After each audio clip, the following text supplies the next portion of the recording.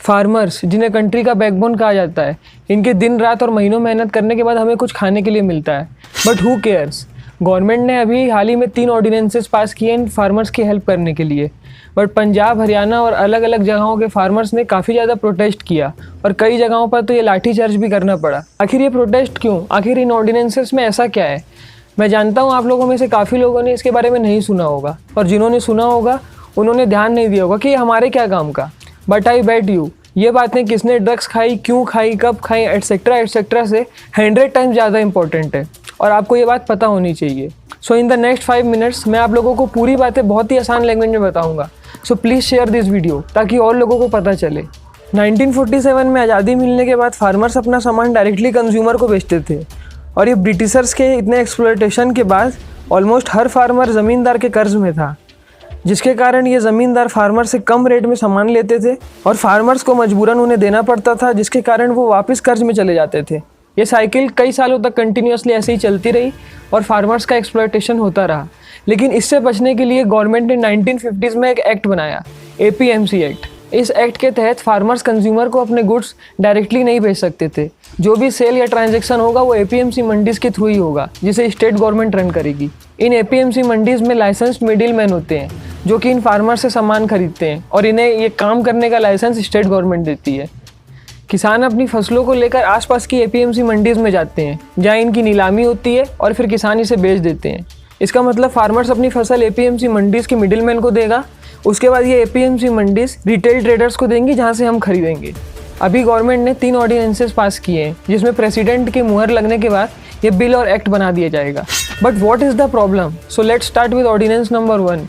इस ऑर्डिनेंस में बोला गया है कि किसान अपनी फसल ऑल ओवर इंडिया किसी को भी कहीं पर भी बेच सकता है, और किसान अब APMC मंडीज के मिडिलमैन को बाईपास करके डायरेक्ट कंज्यूमर और प्राइवेट कंपनी को अपने सामान बेच सकते हैं, जो कि पहला ऐसा नहीं हो पाता था। इन फार्मर्स का ऑब्जेक्शन है कि ज़्यादातर फार्मर्स पढ़े लिखे नहीं हैं, तो ये बड़ी बड़ी कंपनी से डील कैसे कर पाएंगे, और इन बड़ी बड़ी कंपनी से ये नेगोशिएट कैसे कर पाएंगे। इनका सेकेंड ऑब्जेक्शन है, अगर ऐसा हुआ तो APMC मंडीज बंद हो जाएगी, क्योंकि आप ही सोचिए, जब किसान APMC मंडीज में अपना सामान बेचेगा ही नहीं तो स्टेट गवर्नमेंट उसे मेंटेन करने का खर्च क्यों उठाएगी, और आखिर कब तक उठाएगी, जिसके कारण ये फार्मर्स बड़ी बड़ी कंपनीज के ऊपर पूरी तरह डिपेंड हो जाएंगे, और हो सकता है कि आने वाले टाइम में ये कंपनीज फार्मर्स पर हावी भी पड़ जाएं। फार्मर्स के साथ साथ स्टेट गवर्नमेंट का भी ऑब्जेक्शन है कि अगर ऐसा हुआ तो उनसे APMC मंडीज से आने वाले टैक्स उन्हें नहीं मिल पाएंगे, और जो APMC मंडीज में हज़ारों लोग काम कर रहे हैं, वर्कर्स, अकाउंटेंट, उनकी जॉब पर भी खतरा है। अब बात करते हैं सेकेंड ऑर्डिनेंस कॉन्ट्रैक्ट फार्मिंग की, जिसमें बोला गया है कि किसान किसी भी कंपनी के साथ कॉन्ट्रैक्ट साइन कर सकता है कि इस रेट में वो कंपनी उसके इतनी फसल लेगी। लेकिन अभी APMC मंडी में MSP यानी मिनिमम सपोर्ट प्राइस होता था, जिसे सेंट्रल गवर्नमेंट तय करती थी। इसका मतलब इन फार्मर्स को गिरी से गिरी हालत में ये मिनिमम प्राइस तो मिलेगा ही। इस वीडियो की रिसर्च करते हुए मुझे कुछ इंटरेस्टिंग फैक्ट्स मिले, जैसे 2015 में सिर्फ 6% फार्मर्स थे जो MSP का यूज़ कर रहे थे। 2018 में नीति आयोग ने बताया कि अराउंड 81 फार्मर्स ऐसे हैं जिन्हें MSP की फैसिलिटी के बारे में पता ही नहीं है। सरप्राइज्ड? देखा अवेयरनेस की कितनी कमी है। अब फार्मर्स का ऑब्जेक्शन है कि ये MSP नहीं हटाया जाए, और मोदी जी ने इसका आश्वासन भी दिया है। लेकिन फार्मर्स चाहते हैं कि जैसे APMC मंडीज़ में एक MSP थी, वैसे इन प्राइवेट कंपनीज़ के लिए भी एक MSP गवर्नमेंट डिसाइड करे, ताकि कोई भी कंपनी मन चाहे रेट में इन फार्मर से सामान ना खरीद पाए। और अगर ऐसा हुआ तो प्राइवेट कंपनीज के कारण इन किसानों को बहुत ज़्यादा प्रॉब्लम हो सकती है, और उन्हें अपनी फसल कम रेट में बेचनी पड़ेगी, क्योंकि उनके पास इतनी ज़्यादा स्टोरेज करने की फैसिलिटी नहीं है। Now last ordinance number 3, essential commodity act और होर्डिंग।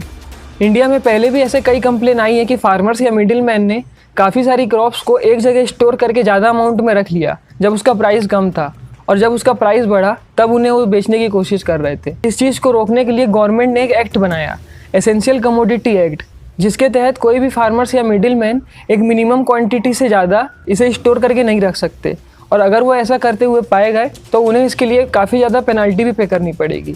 लेकिन इस ऑर्डिनेंस 3 के अकॉर्डिंग प्राइवेट प्लेयर्स और जो प्राइवेट कंपनीज है उनके लिए कोई लिमिटेशन नहीं है, वो जितना चाहें स्टोर करके रख सकते हैं। और इसमें फार्मर्स का कहना है कि इसके कारण आर्टिफिशियल प्राइस फ्लक्चुएशन हो सकता है।